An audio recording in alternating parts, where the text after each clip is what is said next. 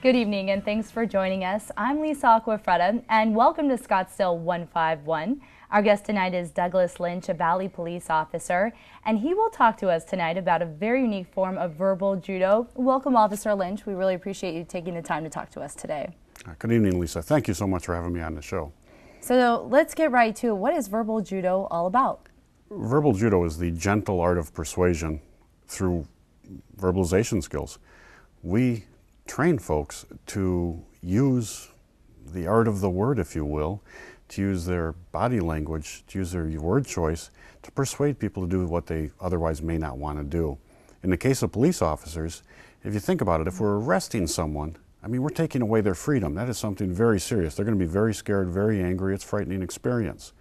It's only natural that they may want to fight with us, but we don't want to fight with them. So if we can use our word choice, if we can get them to think just a little bit clearer, or if we even need to think for them as they might think under different circumstances, we do that. So what's the difference between verbal judo and mediation? They really are the same thing. They walk a similar path. Mediation, you're trying to find common ground, you're trying to get people to agree to something, a mutually agreeable ending. The same thing even in police work. We're trying to get someone to agree to go to jail with us sometimes, or to get along with their neighbor, or to turn the music down so they're not disturbing their neighborhood. It's mediation, but it's more at a point of contact. It's more immediate sometimes. How did verbal judo come about? I'm glad you asked. It's a fascinating story.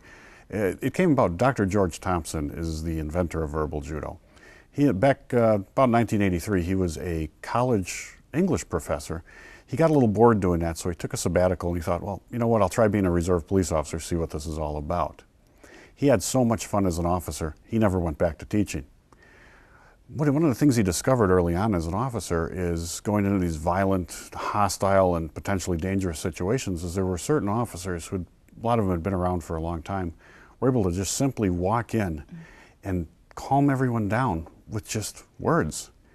And him being an English professor, he was fascinated by this. So he asked him, how do you do this? And a lot of them just responded with, well, you just learn it over time. Learning it over time can be a painful way to learn. So Dr. Thompson said to himself, well, you know what? I'm going to take this, I'm going to try and create a methodology to teach others. And he did that, and we've been refining it ever since.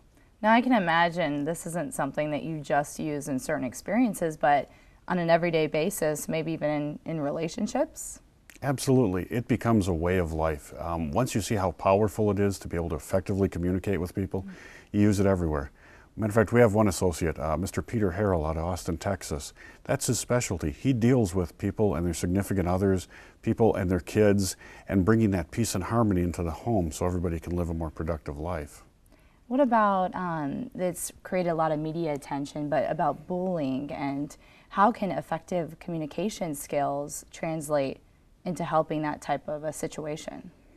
We've actually taken this methodology now and are applying it in a lot of martial arts schools to train kids, I hate to say it, but not to be bully magnets, because unfortunately a bully is a bit of a predator. They're looking for someone who looks timid or looks weak, looks like easy prey. We train them not to look like that. We train them to be assertive. Matter of fact, we have a little game if you want me to share it with you. Sure, I'd love to. Okay, we call it the handshake game. This is what we teach kids. We teach them, you know, greater than, equal to, less than, because we know they're using that in math right about then. So we teach them, you want to be equal to the other people around you. You don't want to be greater than, you don't want to be less than, you want to be equal to. So we teach them using the handshake game. We teach them, you don't want to be less than. Say if I was meeting you for the first time and I came up and I was like, hi, I'm Doug. It's nice to meet you. A timid handshake. Yeah, very timid, and I look very weak. Now, you're a nice lady, but would you put yourself in the mindset of a bully for a minute, a mean person? If I acted like that, what would you think about me? That would be it would be very difficult, and you would... I'd look like easy prey to you. Exactly. You'd think, wow, this is somebody you could be taken advantage of. Exactly, someone I can push around. But on the other hand, too, is we want to warn them that we don't want them to be too aggressive either, because a bully can see that as a threat and will meet aggression with aggression. So we say, okay, you don't want to be greater than, you don't want to come up with a handshake like this.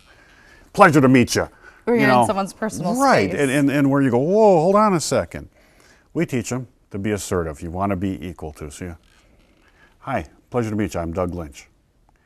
And you just keep that body language. You just keep assertiveness. People see you as confident and capable. So does it also translate into your mannerisms and maybe your posture? Absolutely. We teach them to sit up straight, to look confident. Even sometimes if you're not, you still got to look confident. To the precision of word choice, to use effective words, to use the tone and tempo of their voice to project that calm confidence. And the eye contact always? It's a great point, absolutely. How about in your personal experiences with your line of work? I'm sure this is something you use on a daily basis. Absolutely daily, if not hourly. My mentor and the director of training for verbal defense and influence is a guy by the name of Gary Klugowitz. Gary says our job as police officers, and I agree with him, is to keep everyone safe. Verbally if we can, physically if we must. It's our job to keep everyone safe. So when we go into a situation, verbally if we can, well, if you're not practicing these skill sets, you can't hold to that. So we go in and we make sure that we're doing this every time. We want verbally if we can before we go to physically if we must. So almost every day, whether it's a domestic violence situation, neighbors who are upset because of barking dogs, anywhere, we apply these skills to try and talk people down to become more reasonable, to kind of go with the program so we don't have to use that physical force. Do you have any specific examples you'd like to share? Absolutely. And I just totally blanked. One of the best examples I have is actually from my police department, where I work here in the Valley. We had a subject who was barricaded inside a house. He had been firing rifle rounds into this neighborhood. Obviously the officers wanted to shut him down right away. We deployed our crisis negotiators. In the old days they were known as hostage negotiators, and they deploy these same skill sets as verbal judo. They were able to talk to the subject. They were able to start getting him to reason a little bit. They were able to talk him out of the house with any more shots fired. They did their job. They kept everyone safe by just using verbalization skills. So how can you specifically diffuse a violent situation using verbal judo? Well, Dr. Thompson came up with a set of what he calls the 5 universal truths. And I think if you apply that to any situation, you're going to find that it works, that it's helpful. Now, what Dr. Thompson did was, we've all been to cultural diversity training, and I think it's a good thing that we appreciate other cultures. But right now in the U.S., there's somewhere between 100 and 200 cultures. Now, the problem with that is I can't think of anybody that's going to know all the ins and outs, the idiosyncrasies of every culture. And that's a problem. So what Dr. Thompson came up with is he boiled it down to the essence of what can we do if we apply some basic principles to succeed in human communication and interaction. So he came up with the 5 universal truths of human interaction. The first one being, and this is unerring, this is always applied, and that is to treat everyone with dignity and respect at all times. The second one is simply to ask people instead of telling them something. If you want them to do something, try asking. The third thing is tell them why you're asking. Once people understand what you want them to do, it's amazing how many will go along with the program. Lastly, if you do have to give them directions, try to do it by giving them options, not threats. Like with my kids, if I tell them do the dishes or else, they're probably going to choose or else just to challenge me. But if I tell them if you do the dishes now, you can go outside and play. If you don't do them, you're going to be going to bed early. They can kind of see through it and think through it and go, you know what, I'm going to do the dishes. And lastly, and this one's just kind of a human thing, is, and I think we've all been there, everybody just wants a second chance. If you take those principles and apply them to every communication situation that you have, whether it be the clerk at the store or an officer in a violent and potentially deadly situation, simply applying those principles will help bring about a peaceful resolve. Real quick, can anyone learn these skills? Absolutely. Anyone that comes to us with a willingness to learn, we will train them.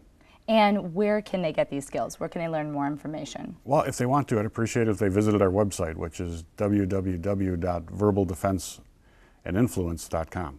Thank you so much. We really appreciate you taking the time today. Thank you. It's been an honor. I want to thank our guest, Douglas Lynch, and we've learned a lot about verbal judo and verbal defense. This has been Scottsdale 151. Thanks for joining us. Good night. Yeah, really